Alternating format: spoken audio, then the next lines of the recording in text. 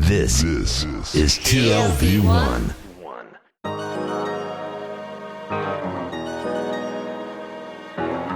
The Tel Aviv Review with Gilad Halpern. Hello and welcome to the Tel Aviv Review, a program dedicated to the word, to the thought and to debate. Brought to you by the Van Leer Jerusalem Institute, which promotes humanistic, democratic and liberal values in the social discourse in Israel. I'm your host Gilad Halpern, and every week I'll be engaging in close encounters of the intellectual kind, with writers and scholars or simply people of ideas, of all types and vocations, who have done something to make our lives a tad more interesting.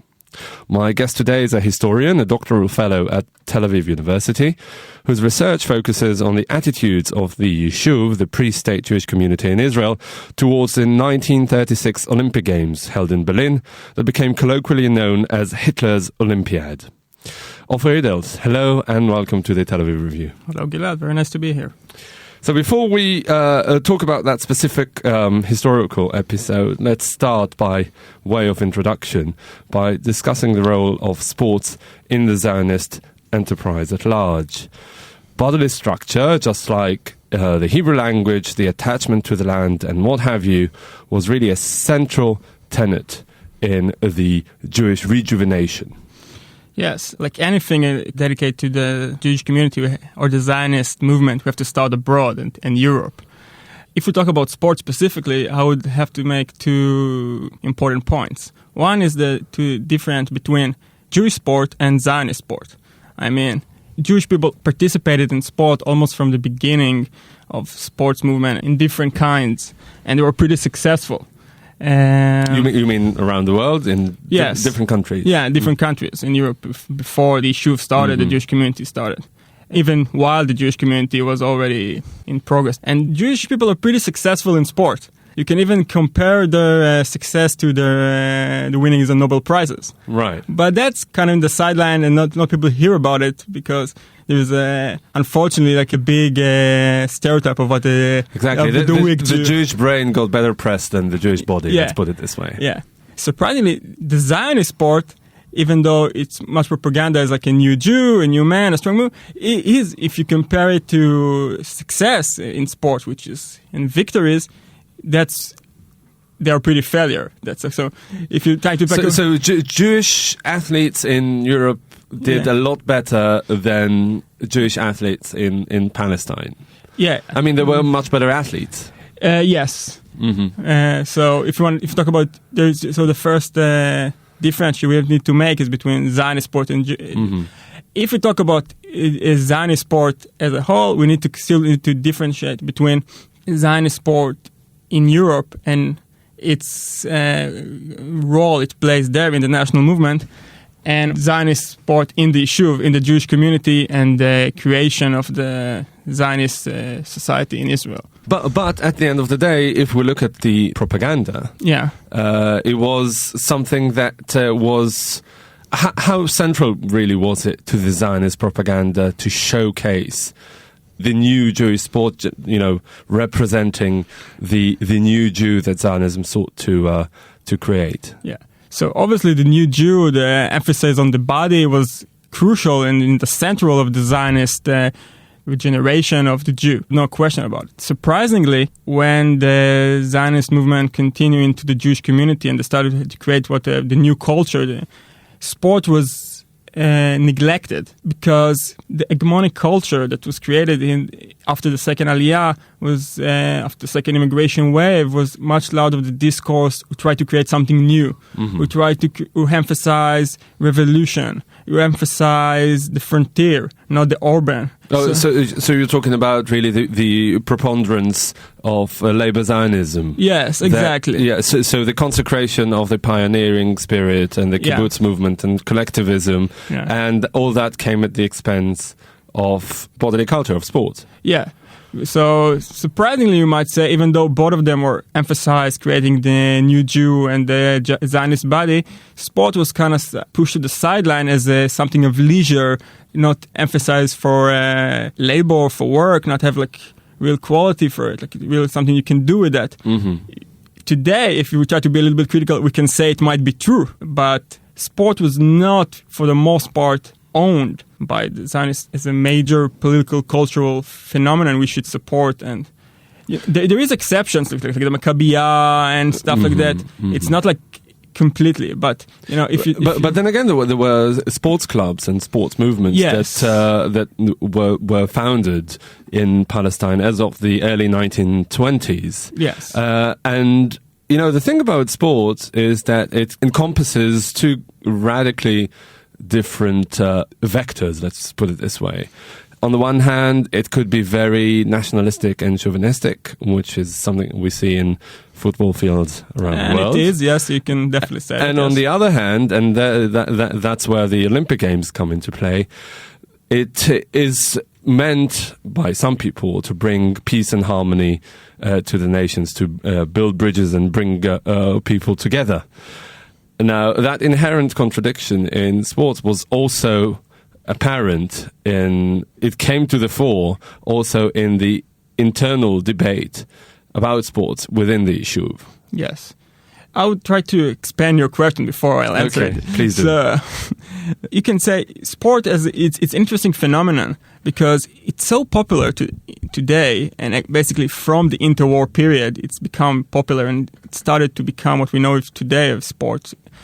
That you can shape into it, you can put into it any ideology, any way of mind, and to say this is sport. You can say it's chauvinistic. There is a lot of rhetoric. I'll give you an example. If you talk about sports, competitive sport, most people will say it's very much considered with health. Health is an important issue. But if you look at competitive athletes, their goal, the use of their body, is not for health, it's for winning. Mm-hmm. Most of them are suffering from a lot of health issues from different kinds, depending which sport they're doing. You say it's about health, it's not really. So there is a lot of rhetoric about what we use sport. But in the end, we have to remember there is a very specific goal for competitive sport, and that's winning, victory. Mm-hmm. But also, if we go back to the Yishuv period, there's, there were different factions within Zionism at the time that each had a different project, and in a way, each of them appropriated sports for their own political needs. Yes. So again, I will have to expand a little bit. We have to, and coming back to what I said earlier, that sport was kind of in the sidelines of the Zionist movement. The leaders that wrote very little about it. It wasn't on their eyes as an important goal. But at the same time, from interwar period, sport has become a cultural, political phenomenon with global aspects of it and with very much importance. Winning in the Olympic has become an importance. It's become a national prestige. It's become important. Mm-hmm. And that's like a shift that we must remember when we talk about sport as a historical phenomenon. It wasn't always like that. Mm-hmm. And the 1936 Olympics were the watershed in this sense, right? Yes, that was like the climax of interwar periods. Mm-hmm. So I mentioned that if we talk about the people doing sport, it's kind of in the sidelines of the Yishuv population. The second thing, as I said, sport was only beginning to shape and mold it during the interwar periods. That means it had also, you can say, competition. Competition, I mean, like different ideas of doing sport. Mm-hmm. Most important for our case is the worker sport ideology, we might say, which was a competitive ideology to what we know today as competitive sport. Mm-hmm. It's more socialist in its orientation. Yes, they would say they're not doing competitive, but it's filled with rhetoric of socialist ideas, which mean we're doing stuff for the masses, not like only a small elite of athletes. We're doing competitive sport is bourgeois, it's capitalist, and and that was championed by the labor Zionists. Yes, of course, it's important to us, but it's also important to know that it wasn't just something in the labor, in the Zionist labor movement in Israel, in pre-Israel, of course, in the Yishuv, but it also was like a big international movement with their own international, their own organization that had millions of members. That served as a counterbalance to the Olympic Games? Yes, exactly. They had their own Olympics games every couple of years, which actually draw more people than what you may say, the regular Olympics today. Mm-hmm. So there was like a real balance to it wasn't just like a small thing. How do you count? So if we go back to Hitler's Olympiad. Yes, let's go back to and we look at this. So would you be able to say that part of the opposition to the 1936 Olympiad among Zionists and pre-state Israel had nothing to do with the fact that it was held in the capital of the Nazi Reich. No, it had a lot to do with that. You can't take like the ethnocentric, Zionist, Jewish concern out of it. That was in the heart of it. But if you look at what the sports people, both the worker sports, which is Hapoel, as much of our viewers will know, and the supporters of competitive sport, which was Maccabi for, let's say, let's put it in the groups and the organization for this talk, the rhetoric was very much based on the rhetoric of the international organization they were belonging to. Right. So if we look at the examples, the reasons Hapoel gave against the Berlin Olympics, it's basically worker sport. So socialist clubs in Europe gave pretty much the same reasoning as Hapoel, the workers' club in Palestine. Yes. For them, the Olympics, the competitive Olympics as a whole was unjust. So for them, they just exposed the troubles of bourgeois competitive sport. The fact that they can held it in an anti-Semitic country, a fascist country in their rhetoric. Yeah, the Olympic Committee in Palestine that was set up in 1931 to... Four. Yes. Okay. In the beginning of the 30s, chose to impose a boycott on the Berlin Olympics. Yes. And so what were the reasons they gave for that? Okay. First of all, I will like to expand a little bit about the background of the Olympic. There was an Olympic committee in the Yishuv, which was called the Olympic Committee of Palestine. That's because of the demand of the International Olympic Committee, the IOC, that the political identity of Palestine should represent every group of the population. That means also Arabs. So it had Jews and Arabs. Yes. But what really happened is that Hapoel didn't want to represent because they were opposed to the Olympic movement. Which was the biggest sports club in the country at the time? Yes. Maccabi were Zionists. They didn't want to share the Arabs with they saw it as the Eretz Israel Olympic Committee, which, is obviously something you can't sell to the International Olympic Committee. So there was a weird case when the Palestine Olympic Committee really was Maccabi members. It really hurt them in trying to by joining the IOC, they wanted to get official recognition in the Yishuv and respect as official representation of the Yishuv abroad. Right. Which was important to them, as if we go back to the earlier of our talk, they were kind of in the sideline of the Yishuv, in the Yishuv culture. So that was and their opposition to the Berlin Olympics, as we said, wasn't because it was a bourgeois event, because they themselves found competitive sports desirable. Yes, they were very much at least part of Maccabi. That's another group, maybe another talk, we're not getting into it today, but a large part of it were very much supportive of Olympiasm ideas and competitive sports as a whole. The joining into the IOC was not something simple, but it was a long and bureaucratic process which took over 10 years to achieve. So it was a real goal that they have to inspire and work for it. And how was it met in the public opinion in Palestine at the time? The fact that the Yishuv finally got accepted to this big international organization, the International Olympic Committee, and 1936 was the first time that they could actually take part in that event, yet they chose to boycott it. Did they think that turning a cold shoulder to Nazi Germany was really the most important thing? It was kind of an unlucky thing for the Maccabi members, because they wanted, as I said earlier, to get official recognition of the Yishuv as in the end. But as history wanted, when very short time after they got accepted to the IOC, they have to consider if they're going to decide if they're going to go to Berlin as an official representation. Due to the fact they didn't get like official recognition, and people in the Yishuv still and the labor union and leaders still saw them as Maccabi, they didn't really have the official enough political power in the Yishuv to say, okay, we're going on this controversial move and we're going to send a team to Berlin. For them, you might say it was a smart decision at the time, because, we skipped these controversial games, and 4 years later, there was supposed to be another Olympics in Tokyo, and who's going to remember that? Yeah. But, history wanted otherwise. And was there any Palestinian athlete, either Jewish or Arab, that actually took part in the Berlin Olympics in 1936? From Palestine. So, the boycott was complete. Yeah, very short time in late 1944, like it means like more than a year before the games. 1934. Yes, they say they gave official rejection.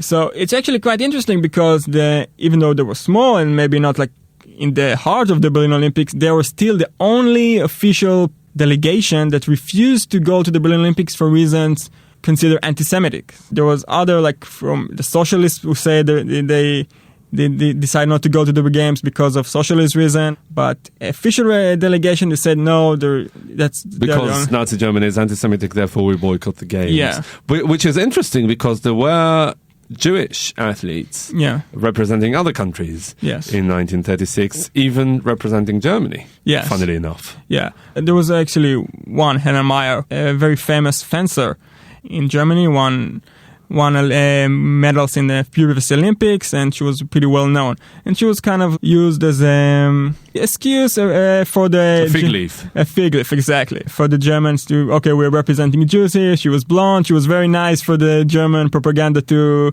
put in. What's interesting for me is the way the Yishuv saw her. Mm-hmm. Because in the early days, even though the Yishuv, as I said, pretty much earlier rejected the games and said we're not going to go there, they're still trying to work for a boycott. And saying, we need to boycott the games, etc. But the attitudes toward Jewish athletes who are supposed to go to participate in the games for their homelands is pretty much positive for the most of the time.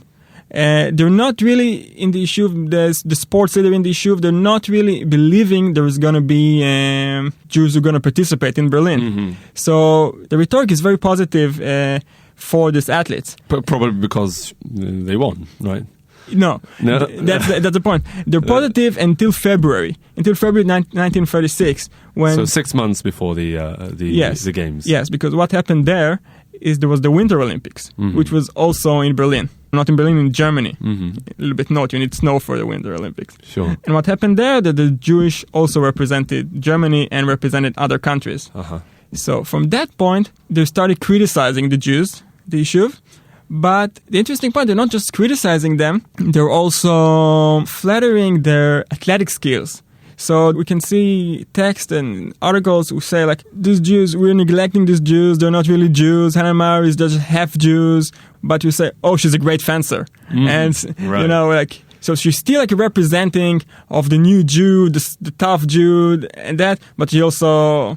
And that's one of the things I wanted to talk about here today, is that for the Olympics, the people who supported competitive sports in the Yishuv, the Olympics put them inside like a duality between their belief in Olympic spirit and the importance of competitive sports as a political idea, you might even say as an ideology as its own, and Zionist. Mm-hmm. And how they come into conflict. Yeah. All right. Ofer Idels, I'm afraid this is all we have time for today. But thank you very much for coming in, and you're a historian, doctoral fellow at Tel Aviv University, researching the attitudes of the Yishuv, the pre-state Jewish community in Israel, towards the 1936 Olympic Games and also international sports in the interwar period. Thank you very much for coming in today. Thank you.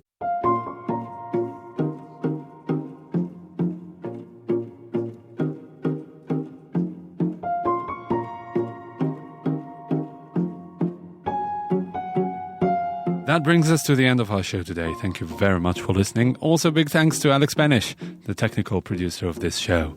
I'm Gilad Halpern, signing off here in Tel Aviv. Do join us again next week for another edition of the Tel Aviv Review. And until then, goodbye. מבין הכוונות לא יכול לראות שלחת אליי חצים לא מפסיקה לראות זמן עוצר מלכת לשלכת שלו אני יודע לתוך הערפל לא מפסיק ליפול הכל נראה אפל הכל הופך אפור כוכב עוצר מלכת את הולכת דרכו